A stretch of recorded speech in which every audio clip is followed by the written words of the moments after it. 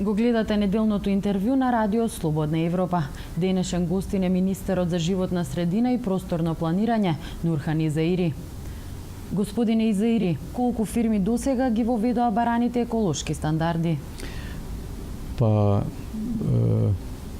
од сите баратели многу фирми кои бара интегрирана дозвола, значи се усогласени со оперативните планови. Остана уште неколку фирми на ниво на државата кои дополнително значи се усогласуваат со нашето министерство и со законската регулатива. Имате ли точна бројка колку фирми остануваат да ги воведат еколошките стандарди? Па околу од 140 фирми кои барале интегрирана дозвола, околу 100 се усогласени, преостанатите се во фаза на усогласување со тој оперативен план. Зошто, за разлика од некои компании кои ги затворија капацитетите до воведување на еколошките стандарди како Макстил, а на други како Југохром им беше одложен рокот на 2 години? Значи, од први овој месец државата покажа и воведе еколошки ред. Некои еколошки стандарди кои ги започнавме се докажа со резултати, тоа е затварање на Макстил, кој дополнително 3 до 4 месеци ќе се усогласи со тој оперативен план, па потоа ќе почне со работа, тоест од кога ќе ги вгради филтрите кои беа потребни да се изградат. Додека со Југохром владата одлучи 50% од капацитетот, производствениот капацитет, или поточно кажано околу 70% од емисиите на загадувањата да ги затвори и да му даде една шанса дополнително да се усогласи со тој оперативен план кој што беше доставен од нивна страна, од страна на представниците на Југохром. И друга причина беше и социјалниот аспект, економскиот аспект, за да тие луѓе имат уште една шанса, уште 6 месеци, ако компанијата покаже сериозност во имплементацијата на тие услови, ќе продолжи со работа. Инаку, ако не покаже сериозен интерес, значи после 6 месеци таа условна дозвола што им е дадена нема да важи, значи ќе се затвори. Дали може да биде изговор економскиот и социјалниот фактор, знаејќи дека Светска банка излезе со податоци дека околу 1350 луѓе на годишно ниво умираат од загаденоста на воздухот, а македонската економија трпи загуби од 253 милиони евра? Законот за животна средина, донесен 2004 година, предвидува дека овие капацитети кои се од индустријата може да се усогласат со оперативните планови до 2017 година. Така што владата им ја даде можноста во склоп на таа законска регулатива, што не значи дека ако не се усогласуваат, како што кажав, после 6 месеци ќе бидат затворени. Кажав, ќе повторам уште еднаш дека ние прв пат почнавме да воведуваме некој еколошки ред. Помина неколку години, десетини години, немаше некоја таква активност. Се согласувам, требаше до крај. Меѓутоа, ете, ја разгледа владата и таа можност, економската, да помисли на тие 1200 вработени во компанијата да бидат задржани на работа. Да, но има ли рок здравјето на граѓаните, уште еднаш ќе повторам, нели, годишно умираат по 1350 луѓе од загаденоста на воздух? Граѓаните имат право, тоа е основно правно на живот. Со стратегијата за амбиенталниот воздух, значи, ние тука даваме и други можности дека луѓето се загадувани не само од тие капацитети индустријски, туку постојано, секој ден се загадуваат со возилата, со возниот парк што се движи низ целата држава. Вие знаете дека какви возила се движат низ државата без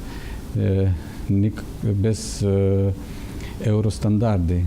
Па ние сакаме и во таа насока да воведеме некој си ред, за да тие луѓе што возат возила без евростандарди, евростандард 1 или 2, да можат им препорачуваме и ќе се трудиме и законски тоа да го решиме, да се воспоставуваат катализатори кои ќе можат да допринесат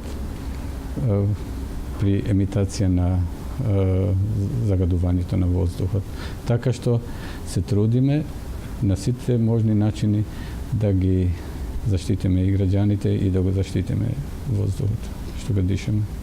Колку со ваквите одлуки владата покажува дека не се грижи толку за чистиот воздух и колку вие се чувствувате изигран и одговорен поради тоа што се пролонгираат одлуките за затварањето на компаниите и со тоа дополнително се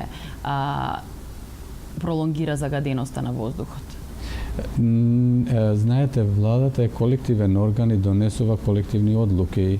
Значи, предлогот на што ние го имаме дадено, значи, беше дополнет од владата дека таа има одговорност да ги разгледа и економските и социјалните аспекти, така што во насока дека во владата немат разбирање околу животната средина, тоест загадувањето на воздухот е погрешна перцепција. Значи, сите во владата се грижат за тоа, меѓутоа некогаш во владата преовладува и мислењето да се разгледат и економските и социјалните аспекти, така што не се осеќам дека сум изигран. Во меѓувреме депонијата Дрисла треба да ја модернизира компанија без искуство, а од друга страна пропаѓаат преговорите за депониите во југоисточна Македонија со можниот концесионер. Колку проблемот со депониите е жртва на локални игри и интереси?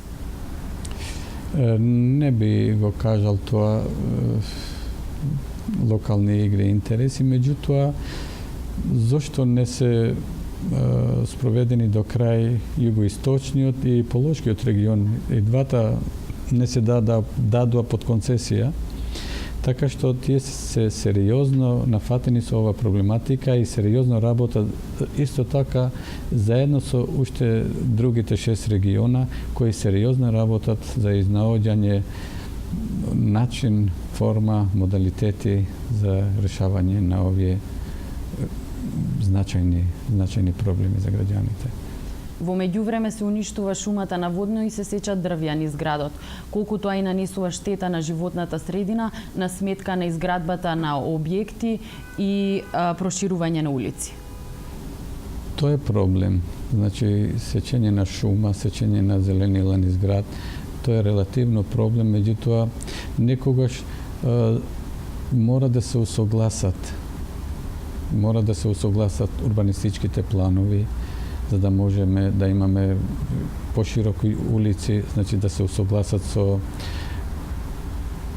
постојните, новопроектираните урбанистички планови, што тоа не значи дека во тие планови нема да се поправи, да се насадат уште зеленила, дрвја и така натака, што е јас, значи, не се согласувам да се и ги осудувам таквите работи, значи да се сечат едно дрво кое со години треба да се доведе до таа состојба. Меѓутоа, некогаш си приморан за да можеш да се усогласиш со планот, така што во таа насока веќе има акција за нови садење и така што дополнително следните години ќе израстат и ќе имаме уште позелени површини во градот.